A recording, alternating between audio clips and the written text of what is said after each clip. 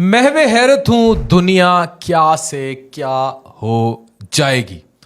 2024 के आखिरी हिस्से में टेस्ला का एक पीआई फोन आ रहा है।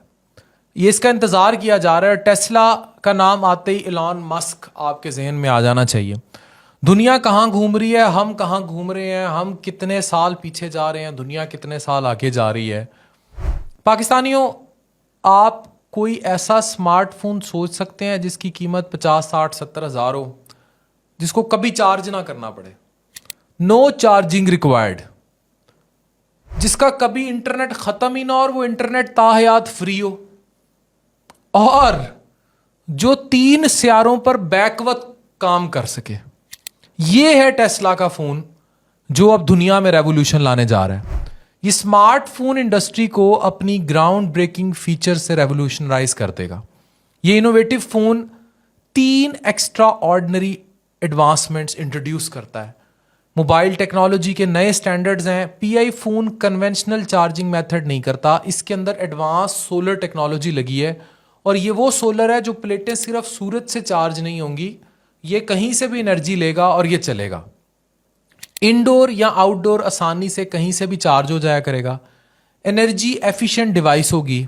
दूसरी खासियत यह है कि ये जो स्टार लिंक है एलॉन मस्क का, आप ये समझ लें ग्लोबल सैटेलाइट नेटवर्क है या सीमलेस इंटरनेट है, कि पूरी अनलिमिटेड इंटरनेट एक्सेस है और फास्टेस्ट तरीन, जितना आप इंटरनेट पाकिस्तान में यूज़ कर रहे हैं उसको कम से कम कोई 10-12 लाख से मल्टीप्लाई कर दें, उस ग्लोबल कवरेज के साथ होगा।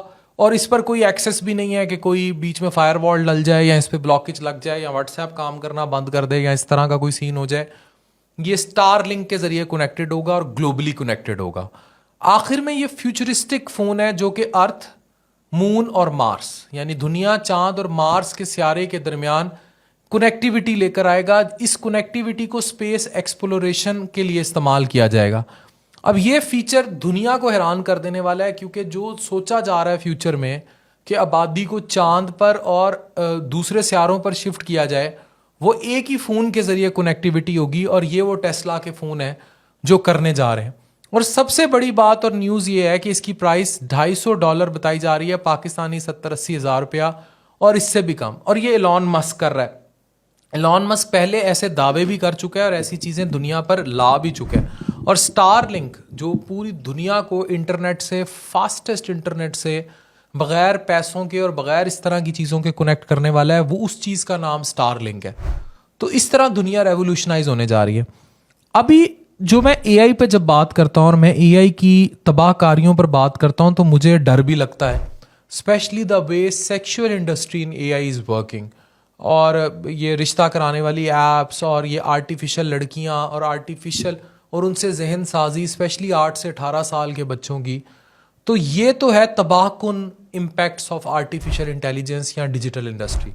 लेकिन दूसरी तरफ आप ये देखें कि महवे हैरत हैं, दुनिया क्या से क्या हो जाएगी, कि कोई ऐसे स्मार्टफोन्स आने जा रहे हैं जो फास्टेस्ट इंटरनेट, फास्टेस्ट तरीन बैटरी और प्लैनेट्स के साथ इंटरप्लैनेटरी जो उनका कनेक्टिविटी नेटवर्क है, उसके लिए उनकी डिपेंडेंसी ही नहीं होगी।